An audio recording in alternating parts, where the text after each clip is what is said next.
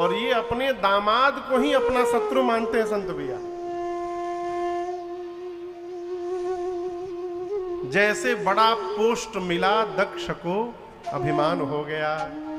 ये अभिमान बहुत खतरनाक है और ऐसे नहीं आता, अधिकार मिलने के बाद ही आता है। आप में से कोई नेता नहीं है ना? हाँ? हैं लोग? अच्छा भैया हैं, अच्छा अच्छा अच्छा, तब नहीं कहेंगे, कोई नहीं, तब नहीं कहेंगे। ना ना ना, अब यजमाने नेता है तो क्या कहेंगे आप दर्शन करिए। ये मैं नहीं बोल रहा हूं, गोस्वामी जी लिखे हैं, कहते हैं नहीं को अस जन्मा जग माहि। इस जगत में ऐसा कोई जन्म ही नहीं लिया। कैसा? प्रभुता पाए जाहि मदना। जिसको प्रभुता मिलने के बाद मद न हो जाए। मद यानी अहंकार। ये अधिकार मिलने के बाद अभिमान हो जाता है। अभिमान दिखाई कैसे पड़ता है? बोली से। बोली में अभिमान झलकता है। अभिमानी जीव हर बतिये में मैं लगा देता है। मैं फूफा, मैं ये करता हूं, मैं वो करता हूं, मैंने ऐसा किया, मैंने वैसा किया। मैं बहुत खतरनाक है। अभिमान किसको नहीं होता जानते हैं? जो मैं से उतरकर आप पर चला जाता है कि मैं नहीं जानता, मेरे रघुनाथ जी सब जानते हैं, उसको अभिमान होने वाला नहीं है। इसलिए मेरी प्रार्थना है मैं बहुत न किया जाए। एक बड़े अच्छे साधक हुए पूज्य श्री गीतानंद जी महाराज, वो कहते हैं, बता तेरे मुख को। समझ में बात आ रही है? कौन बोलता है? जब तक मैं समाप्त नहीं होगा, अभिमान नहीं समाप्त होगा। दक्ष को अभिमान हो गया और ऐसा अभिमान हुआ कि भगवान शंकर को अपमानित करने के लिए दक्ष ने हरिद्वार में यज्ञ की, सबको बुलाया, छोड़ 3 देवताओं को, ब्रह्मा, विष्णु और महेश। इन 3 लोगों को नहीं बुलाया दक्ष ने। देवता भी अद्भुत। देवताओं को पता चल गया कि शंकर भगवान के ससुर जी ने उनको इनवाइट नहीं किया है, तो देवता अपने अपने विमान पर बैठ के अपनी देवियों के साथ कैलाश के ही ऊपर से जाने लगे। अरे बाईपास से चले जाते, कैलाश के ही ऊपर से क्यों जाना? और अपनी अपनी देवियों को सिखाए थे कि जैसे कैलाश के ऊपर पहुंचे जोर जोर से गाना। देवताओं का विमान जाने लगा बारी बारी से। नीचे कैलाश पर भगवान शंकर मां को कथा सुना रहे हैं। सती मैया जैसे जहाज देखी, शंकर भगवान से बोली, कथा रोकिए, ये देवता लोग कहां जाने लगे हैं? शंकर भगवान बोले, देवी आपके पिताजी यज्ञ कर रहे हैं, ये सभी लोग उसी में भाग लेने जा रहे हैं। मां ने कहा, प्रभु पिताजी के घर में उत्सव है, यदि आज्ञा हो तो मैं भी देखने चली जाऊं। शंकर जी ने कहा, बात तो आपकी अच्छी है देवी, लेकिन आपको बताऊं, आपके पिताजी ने हम लोगों को बुलाया नहीं है। यद्यपि, ये बात बड़ी अद्भुत है, यद्यपि 4 स्थान पर बिना बुलाए जाना चाहिए। पिता के घर, सदगुरु के घर, अपने स्वामी के घर और अपने मित्र के घर, इन 4 स्थान पर बिना बुलाए चले जाना चाहिए। परंतु देवी, यदि अपमानित करने के लिए जानबूझकर नहीं बुलाया गया है तो वहां भी नहीं जाना चाहिए, ये धर्म मर्यादा कहती है। तहां गए कल्याण न होई, नहीं जाना उचित होगा। बाबा बार बार समझाते हैं, सती मैया मानती नहीं है। अंत में माँ जब नहीं मानी तो बाबा बोले जब नहीं मानना है तो जाइए। अपने दुई गणों को लगाकर शंकर भगवान विदा कर दिए। कई लोग इसी में परेशान रहते हैं कि हमारी श्रीमती जी हमारी सुनती नहीं महाराज। शंकर जी की कथा सुना करिए, आनंद हो जाएगा आपको।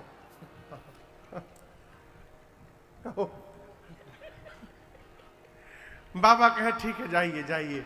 अपने दो गणों को साथ में लगाकर बाबा ने विदा किया। सती मैया पिता के घर गई, मां से मिली अपनी, और यज्ञ मंडप में जाकर जब सती मैया ने देखा कि सभी सती मैया मरने से ठीक पहले राम जी से वरदान मांगती हैं। राम जी बोले क्या चाहिए? सती मैया ने कहा प्रभु जन्म जन्म शिव पद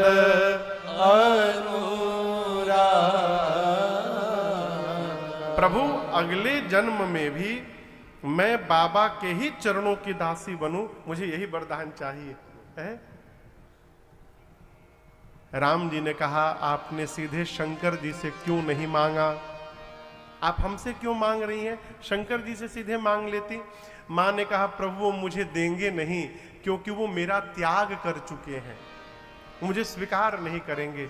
और एक बात कहूं प्रभु, मैंने आपकी परीक्षा लेकर आपके प्रति अपराध किया था, तो जब तक आप मुझे क्षमा नहीं करेंगे तब तक बाप मेरे स्वामी मुझे स्वीकार करने वाले नहीं है, इसलिए आपसे वरदान मांग रही हूं। और एक बात और जानती हूं, मेरे स्वामी दिन रात आप ही का नाम जपते हैं, दिन रात राम राम। हिमांचल जी समझ गए उसमें कोई गुण नहीं होगा। नारद जी बोले आपके बेटी का पति अमान होगा, अर्थात मान सम्मान से परे। हिमांचल समझ गए अमान होगा यानी उसका कोई सम्मान नहीं करेगा। नारद जी बोले उसके माता पिता नहीं है। हिमांचल जी बोले कब मरे? बोले मरे नहीं थे ही नहीं, बिना माई बाप कहे प्रारंभ से ही उनके माता पिता नहीं है। अच्छा, उदासीन होगा, संशय रहित होगा। हिमांचल जी बोले आप तो बहुत खतरनाक बता रहे हैं। नारद जी बोले असली तो अभी बताया ही नहीं हूं। बोले अभी और कुछ बचा है क्या? नारद जी बोले आपके बेटी का पति जोगी जटिला अकाम नगनय मंगल वे। आपके बेटी का पति जोगी होगा। क्या होगा? जोगी। जोर से कहिए। जोगी देखें कभी? जोगी कौन कौन जोगी देखा है? कोई हाथे नहीं उठा रहा है। आप लोग जोगी नहीं देखे हैं? हमारे यहां गोरखपुर में एक संप्रदाय है, नाथ संप्रदाय, वही गोरखपीठ, वहां जोगी होते हैं। गिरुआ कपड़ा पहन के, पगड़ी लगा के, गिरुआ हाथ में सारंगी लेके गांव गांव घूमत है सवेरे सवेरे। अब आप बताइए, आप अपनी बिटिया की शादी के लिए लड़का देखने गए, लड़के के घर जाकर बैठ के चाय पी रहे हैं, और तब तक लड़का भीतर से गिरुआ कपड़ा पहन ले, सारंगी ले ले, अरे हो मोरे रामा। आप पूछे ये कौन है? तो ये लड़कवा है जगह बियाह करे के। आप चाय पिएंगे कि भागेंगे वहां से? नारद जी बोले आपके बेटी का पति जोगी होगा। जोगी? बोले क्या बोल रहे हैं? आगे सुनिए। उसकी विशाल जटाएं होंगी। जोगी जटिल विशाल जटाएं होंगी। उसकी कोई कामनाएं नहीं होंगी, अकाम मन। हिमांचल जी कपार पकड़ लिए, बोले बाप रे बाप, इतना खतरनाक दुल्हा। नारद जी बोले असली अभी बोला नहीं हूं। हिमांचल जी बोले इसके बाद क्या बचा है? नारद जी बोले महाराज नंगा रहेगा, कुछ नहीं पहनेगा। नगन अमंगल वेश बनाकर घूमेगा। हिमांचल जी बोले आप क्या बोल रहे हैं? नारद जी बोले मैं नहीं बोल रहा हूं, आपकी बेटी की हाथ की रेखाएं ऐसा बता रही हैं, इनको ऐसा ही पति मिलने वाला है। हिमांचल मैना रोने लगे, इधर पार्वती जी रोने लगी। लेकिन हिमांचल मैना इसलिए रो रहे हैं, इतनी सुंदर बिटिया के लिए ब्रह्मा जी ने ऐसा बावला दूल्हा रख दिया। अब पार्वती जी खुशी में रो रही हैं।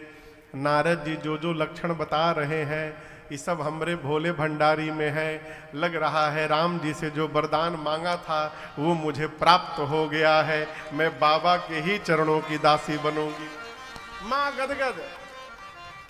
थोड़ा रोने के बाद हिमांचल जी नारद जी को किनारे ले गए, अकेले जाकर बोले हैं कोई उपाय है आपके पास? नारद जी बोले कैसा उपाय? हिमांचल बोले चेंज द दूल्हा, दूल्हा बदल दीजिए, कुछ भी करिए दूल्हा बदल दीजिए। हिमांचल जी की बात सुनकर नारद जी बोले दूल्हा बदल दे? अरे कह मुनि सहिमवंत सुनो, जो विधि लिखा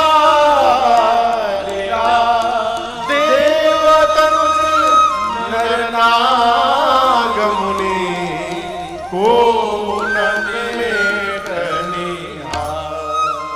मेरे पिता ब्रह्मा जी ने आपकी बेटी की ललाट पर जो रेखा खींच दी है महाराज, कोई मिटा नहीं पाएगा, दूल्हा तो ऐसा ही मिलेगा। लेकिन हम एक बात बताएं आपको, जो जो मैंने लक्षण बताए हैं दूल्हे के, इस पूरे ब्रह्मांड में वो सारे लक्षण केवल एक ही व्यक्ति के भीतर हैं। वो कौन है? शंकर जी के भीतर है। और हम एक बात कहना चाहते हैं, समर्थ कहूं नहीं दोष गोसाई। समर्थवान को दोष नहीं लगता। बड़ा आदमी कैसनो कपड़ा पहन ले फैशन के नाम पे निकल जाएगा। आजकल लोग पैसा लगा के फाटल फाटल कपड़ा पहनत है। हाँ, हमसे कोई कह रहा था महाराज जो कपड़ा जितना फटा उतना महंगा। क्यों? बड़े आदमी है ना, कोई दोष नहीं लगेगा। यहां हिमांचल जी ने नारद जी ने उदाहरण दिया, रवि पावक सुर सरी की, सूर्य का प्रकाश जिस पर भी पड़ जाए पवित्र पवित्र पर सूर्य में दोष नहीं लगता। गंगा जी में जो बही जाए गंगा जी पवित्र नहीं होती। विष्णु भगवान सर्प पर सोते हैं शेष सैया पर, लेकिन उनको दोष नहीं लगता, समर्थवान है। अग्नि में जो भी भस्म कर दीजिए अग्नि पवित्र रहते हैं, इनमें दोष नहीं लगता, ये समर्थवान है। हिमांचल जी बोले ये चारों समर्थवान है, इन चारों से मेरे बेटी के पति का क्या लेना देना? हिमांचल जी की बात सुनकर नारद जी बोले महाराज यदि ये चारों समर्थवान है, विष्णु सूर्य अग्नि और गंगा, ये चारों समर्थवान है, इनमें दोष नहीं लगता, तो जो इन चारों को अपने में धारण करके बैठा है वो महासमर्थवान है, उनमें कैसे दोष लगेगा? हृदय में भगवान विराजमान है, यहां गंगा है, तीन नेत्र में एक सूर्य है और एक अग्नि है, चारों के चारों भगवान शंकर में है। भगवान शंकर महासमर्थवान है, दोष नहीं लगेगा। अब मैं कहता हूं वर तो अनेक है संसार में, परंतु आपकी बेटी के लिए शंकर जी को छोड़कर दूसरा कोई वर नहीं है। महाराज मैं इसीलिए आया हूं, आपकी बेटी यदि तपस्या करेंगी तो भगवान शंकर इनको अवश्य प्राप्त होंगे। जैसे पार्वती मैया ने सुना मां ने जाकर इतना कठोर तप किया है, छोटी सी अवस्था में इतना कठोर तप किया। अब यहां दर्शन करिए, वो तो साक्षात भवानी है, उनको तपस्या करने की क्या आवश्यकता थी? पिछले जन्म में बिना तपस्या किए शंकर भगवान से विवाह हो गया था, तो शंकर जी की कोई बात माई नहीं मानती थी। बिना तपे यदि कुछ मिल जाए ना तो उसका मूल्य पता नहीं चलता। इसलिए पार्वती जी के रूप में मां ने कठोर तपस्या की है, और इतनी तपस्या की आकाशवाणी हुई, अस तप काहु न कीन्ह भवानी भय अनेक धीर मुनि ज्ञानी। आकाशवाणी ने कहा, पार्वती जी आपकी मनोकामना पूरी हो गई, आपके मन में जो बसे हैं वही आपको प्राप्त होंगे, आप भवानी बनेंगी। पिताजी बुलाने आए तो घर लौटिएगा, सप्त ऋषि यदि मिल जाएं तो आप हमारे वचन को सत्य समझिएगा। इधर भगवान शिव को सती मैया के शांत होने के बाद वैराग्य हो गया, कैलाश से निकल पड़े। एक दिन राम जी ने प्रकट होकर दर्शन दिया शंकर जी को और कहा शंकर भगवान से कि बाबा यदि कुछ मांगूंगा तो आप मुझे देंगे। किसने कहा? जोर से कहिए। हाँ, बीच में जोर से बोला करिए। किसने कहा? राम जी ने। क्यों? इससे पता चलेगा कितने लोग सो रहे हैं, कितने लोग कथा सुन रहे हैं।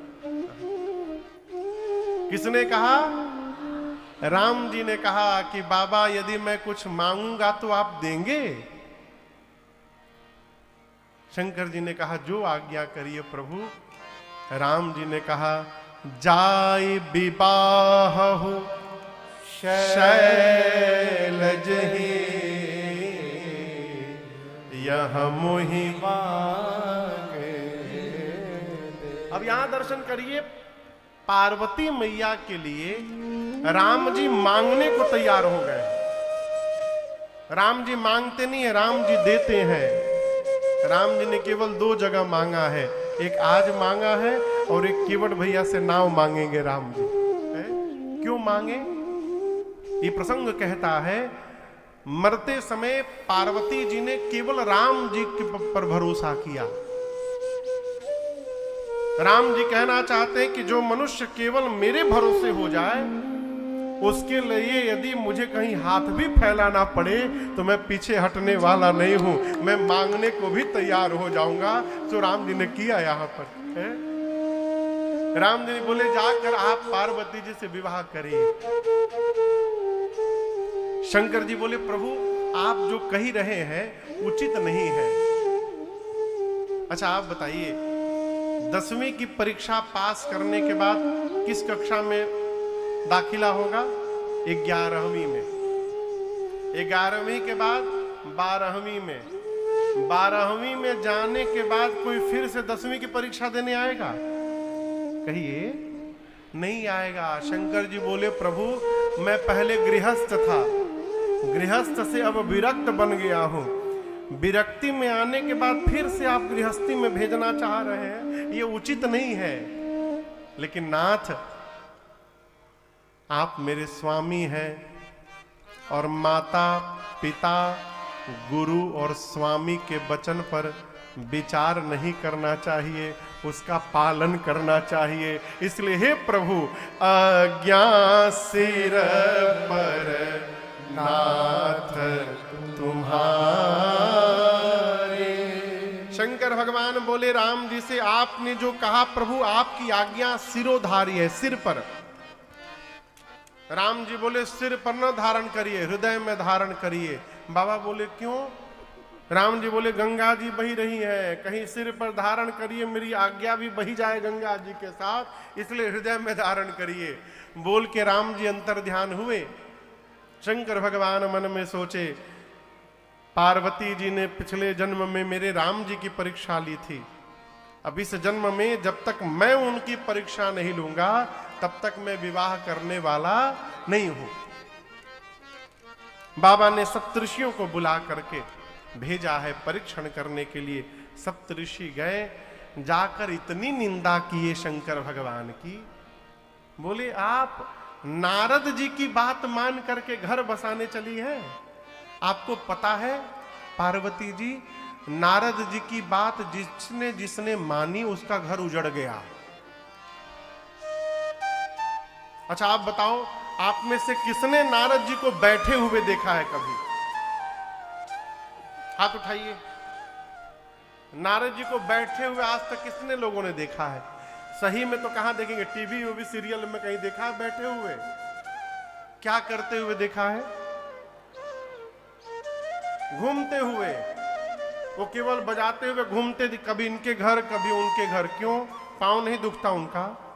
उनको श्राप मिला हुआ है।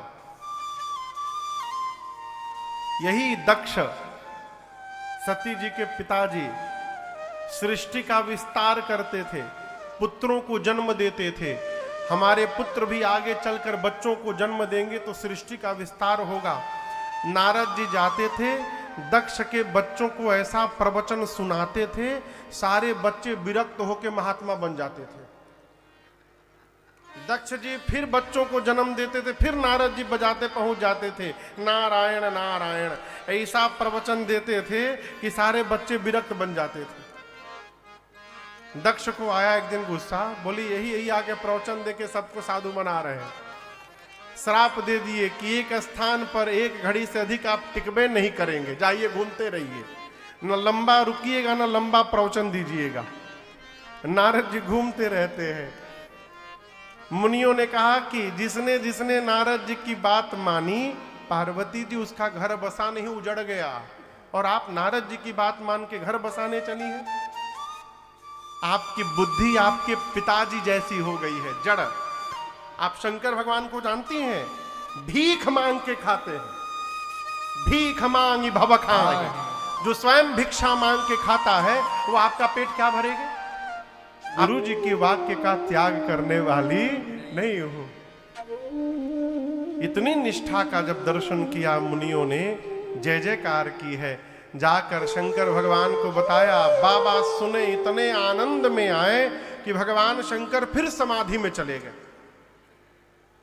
पिछली बार गए थे तो कितने दिन में लौटे थे, फिर गए, अब कब आएंगे किसी को नहीं पता। बाबा समाधि में गए और इसी बीच एक दैत्य ने जन्म लिया जिसका नाम था ताड़कासुर। तपस्या करता है, कठोर। ब्रह्मा जी वरदान देने गए, बोले मांगो क्या चाहिए? ताड़कासुर बोला मैं मरूं नहीं। बोले असंभव, मरना तो पड़ेगा बेटा, कुछ और मांगो। अब दिमाग लगाने लगा कि क्या मांगो कि न मरना पड़े। तो बहुत सोचने के बाद मन में लाया कि शंकर जी की पत्नी तो है नहीं, शंकर जी समाधि में है, कब आएंगे किसी को नहीं पता।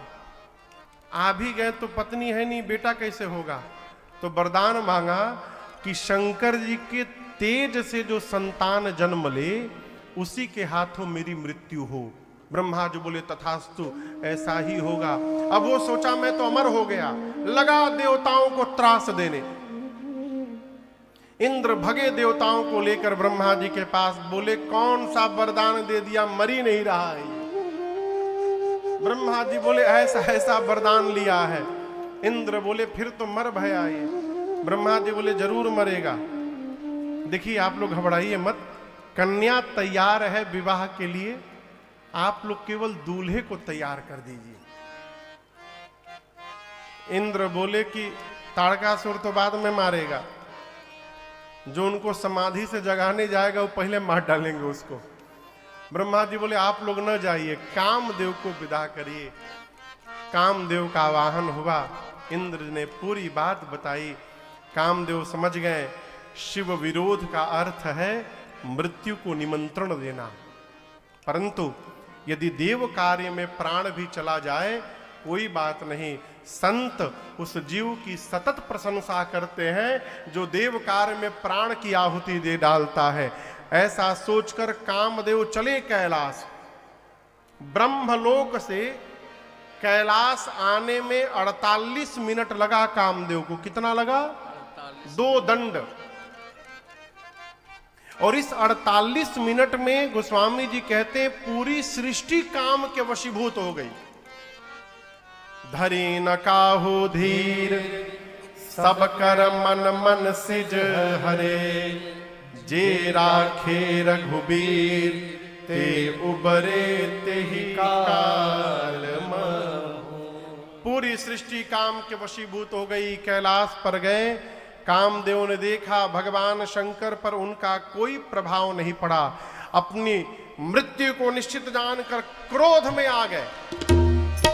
एक आम के वृक्ष पर पत्तों के पीछे छिप कर बैठ गए और धनुष पर 5 बाण रखकर खींचा कामदेव ने और छोड़ दिया। जैसे बाण भगवान शंकर के हृदय में लगा, बाबा का नेत्र खुल गया, लगे देखने किसने मारा। दाएं बाएं सामने नीचे देखे, कोई दिखाई नहीं पड़ा। तब तक अचानक सौरव पल्लव मदन बिलोका, हाथ में धनुष बाण दिखाई पड़ा। बाबा को क्रोध आया, भयउ कोप कंपे त्रैलोका। शंकर भगवान का तीसरा नेत्र खुल गया। तापसी बती सर नयन उघारा, चितवत काम भयउ गरिधारा, चितवत काम भयउ गरिधारा, चितवत काम भयउ गरिधारा। जैसे बाबा का तीसरा नेत्र खुला, उसी समय कामदेव जर के भस्म हो गए। हाहाकार मच गया, देवता डर गए, निशाचर नाचने लगे। अब तो काम ही भस्म हो गए तो बेटा कहां से होगा। कामदेव की पत्नी रति रोते रोते भगवान शंकर, किसी भी देवता को शंकर जी के विवाह से कोई लेना देना नहीं है, तो इसलिए विवाह करवाने आए कि विवाह के बाद जो लड़का होगा वही मारेगा उसको।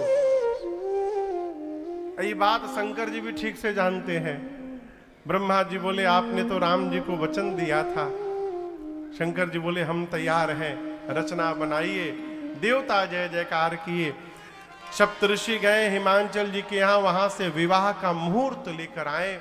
ब्रह्मा जी ने देवताओं को मुहूर्त बांच करके सुनाया और कहा अमुक तिथि पर ठीक शाम को 5 बजे देवता बराती बनकर के सब परिवार पहुंचेंगे कैलाश। लेकिन एक सूचना है, अपने अपने वाहन पर बैठ करके आना है। दूल्हे की ओर से कोई व्यवस्था नहीं है वाहन की। दूल्हे के अपने वाहन की व्यवस्था नहीं तो आपकी क्या करेंगे। इसलिए सभी देवता अपने अपने वाहन पर बैठ कर आएंगे। देवता जय जयकार करके गए। विवाह का दिन आया। कितने बजे बारात निकलनी है? 3 बजा था अभी। शंकर भगवान आनंद में बैठे हैं कि देवता लोग आएंगे तो हमको तो केवल चलना भर है, चल देंगे। परंतु बाबा के कुछ गण परेशान थे। शंकर जी गणों से पूछे क्या हुआ आप लोगों को। गण बोले प्रभु बताइए, एक भी देवता आज आपको तैयार करने यहां नहीं आएगा है। शंकर जी बोले अपने से टाइम मिलेगा तब ना हमारी याद आएगी। सब देवता अपने में बिजी हैं। यहां गोस्वामी जी कहते हैं लगे सवारन सकल सुर। सारे देवता सजा रहे हैं क्या?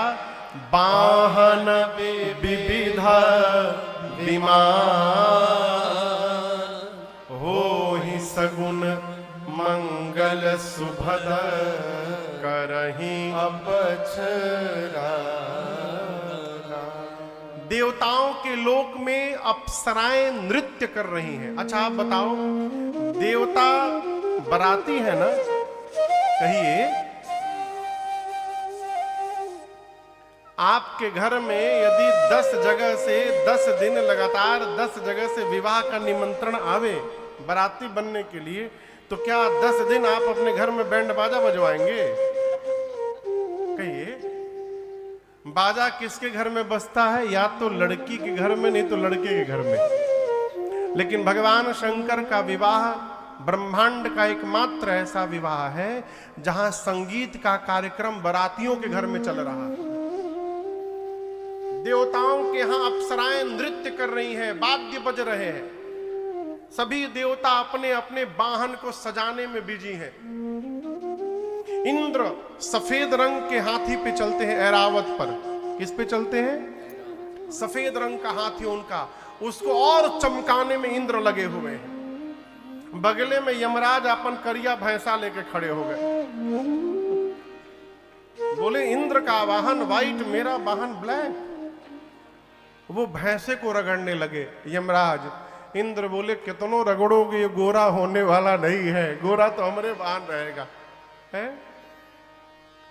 ब्रह्मा जी हंस को सजाने में लगे हुए हैं। गरुण जी को भगवान विष्णु सजाकर उन पर लाल रंग की चांदनी ओढ़ा रहे हैं। कुबेर के पास एरोप्लेन है, हवाई जहाज, पुष्पक विमान। वो पुष्पक विमान में लड़ियां लटका रहे हैं, झालर लगा रहे हैं, सब अपने अपने वाहन विमान सजाने में लगे हैं। किसी को चिंता नहीं कि जिसके विवाह में चलेंगे उनको कौन सजाएगा। शंकर भगवान गणों से बोले, देखो यदि देवता यहां आ भी गए ना, उसके बाद भी देवता मेरा श्रृंगार नहीं कर पाएंगे। गण पूछे, वो क्यों प्रभु? शंकर जी बोले, मेरा श्रृंगार वही कर सकता है जो मेरे भाव को समझता है, और शंकर के भाव को, उनके गणों को छोड़कर दूसरा कौन समझता है। इसलिए जितना सुंदर आप लोग सजाएंगे कोई नहीं सजा पाएगा, आप सजाइए। अच्छा आप बताइए, यदि शंकर भगवान के गण के जगह आप रहते और शंकर जी आपको कहते आप सजाइए हमको, तो आप क्या करते? सुनकर उदास होते कि नाचते? जोर से कहिए, नाचते। लेकिन बाबा के गण टेंशन में आ गए। क्यों टेंशन में आ गए? जिस प्रकार बाबा रहते हैं वैसे उनके गण भी रहते हैं। जो आज तक कभी अपना मेकअप नहीं किया हो, वो दूल्हे का मेकअप क्या करेगा हो? अब पहले दिन टेंडर में शायद डायरेक्ट दूल्हे का ही टेंडर मिल गया। शंकर भगवान बोले, आप लोग सजाइए हमको। बाबा बैठ गए और बाबा के गण बाबा का श्रृंगार प्रारंभ करते हैं। आइए गोस्वामी जी की इन चौपाइयों के साथ हम और आप यहाँ बांदा में बैठे बैठे मानसिक श्रृंगार करते हैं। मुकुट बना, एक गण बोला बस बस छूना मत अब इसको। क्यों? टोपी का काम खत्म हो गया। यही दूल्हा का टोपी रहेगा, टोपी हो गया। अब गण सोचने लगे अब क्या पहनाया जाए। एक ने कहा, देखो कितना भी टोपी सुंदर हो, आपको पता है दूल्हा यदि बारात में चल रहा हो पैदल पैदल, तो कैसे पता चलता है कि ये दूल्हा है? जो बारात में तो सब सजे रहते हैं। बताइए, मौर से, जिसके सिर पर, हमारे गांव में, पूर्वांचल में जिसका विवाह नहीं होता है, चाहे बहुत देरी हो जाती है, तो लोग चिढ़ाते हैं, लगता तहरा कपार पर अब मौर ना चढ़ी। मौर बताता है कि ये दूल्हा है।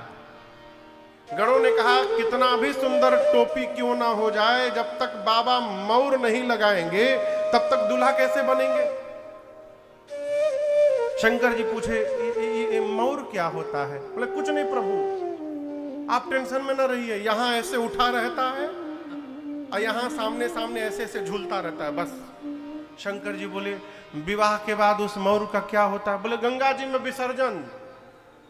शंकर जी बोले, सुनो, जिसको एक बार मैं सिर पे धारण कर लूंगा अपने, मैं उसका कभी जीवन में विसर्जन नहीं होने दे सकता। इसलिए ऐसा मौर पहनाना जिसका विसर्जन न करना पड़े। अब गण सोचे, ऐसा मौर कहां मार्केट में मिलेगा? एक गण बोला, मैं व्यवस्था करता हूं। दौड़ा एक जगह, पर्वत की खोह में गया, लगभग 5000 सांप नाच रहे थे सब। अब आप सोचोगे नाच क्यों रहे? सब प्रैक्टिस चल रहा है बारात में नाचने की। 5000 सांप दम तबातोड़ नाच रहे हैं एकदम। गण बोले, अच्छा पतले पतले जितने हो बाहर निकलो सब। 300-400 सांप बाहर आ गए। उनमें से सुंदर सुंदर 30-40 सांपों को पकड़ा गण ने, सबके सिर को ऊपर उठाया, सिर के पास बांधा और ले जाकर बाबा के जटाओं के मुकुट में पहना दिए। सर्पों से बोले, फन फैलाओ। सर्पों ने अपना फन फैला लिया ऊपर, कोई इधर देखे कोई उधर देखे, सबके पूंछ चेहरे के सामने झूलने लगे। शंकर भगवान हटा के पूछे, ये कहा है हो? गण बोले, प्रभु ये आपका मौर है, मौर। सांप का मौर पहने बाबा। अब आभूषण देखिए, कुंडल, कान में क्या पहनते हैं? जोर से कहिए। हाँ, कुंडल। उस झुमका को कुंडल कहते हैं। झुमका दूसरा हो गया, कुंडल इसे ऐसे होता है, गोल गोल। कुंडल कंकन पहिरे कान में कुंडल सांप का बना। किसका कुंडल? हाथ में कंगन सांप का, बाजूबंद सांप का। और ये न समझिएगा कि जो सांप मिला उसी को लपेट दिए। गणों ने मैचिंग का पूरा ध्यान रखा है। जैसा सांप इधर वैसा ही बिल्कुल सांप इधर। सांप का कुंडल, सांप का कंगन, सांप का बाजूबंद। एक गण बासुकी सर्प को लेकर के भगवान शंकर के सीने में लपेटने लगा। शंकर जी बोले यहां क्यों लगा रहे हो? बोले प्रभु आपका जनेऊ है यज्ञोपवीत। बासुकी सर्प का यज्ञोपवीत बना, सिर से पांव तक सर्प से सज गए बाबा। एक गण ने कहा आभूषण तो हो गया, फेशियल नहीं हो सकता है तो क्या हुआ, कम से कम पाउडरे लग जाए थोड़ा। अब वहां पाउडर कहां से आए? तो एक गण दौड़ा श्मशान से चिता का भस्म उठा के लेकर आया। भस्म और सिर से पांव तक पूरे शरीर पर भस्म का लेपन कर दिए। एक तो बाबा पहले से गोर, ऊपर से भस्म लग गया। कितना सुंदर चेहरा बना होगा आप कल्पना करिए। 3 नेत्र है, गले में हलाहल विष है। गोस्वामी जी कहते हैं पूरे स्वरूप में केवल 2 ही सुंदर चीज है, एक ललाट पर चंद्रमा और एक सिर पर देव नदी गंगा। इसके बाद तो जो भगवान पहने भगवान ने मालिक है? एक हाथ में त्रिशूल, एक हाथ में डमरू। एक गण ने कहा कि गला सूना लग रहा है थोड़ा, माला यदि पहन लेते ना।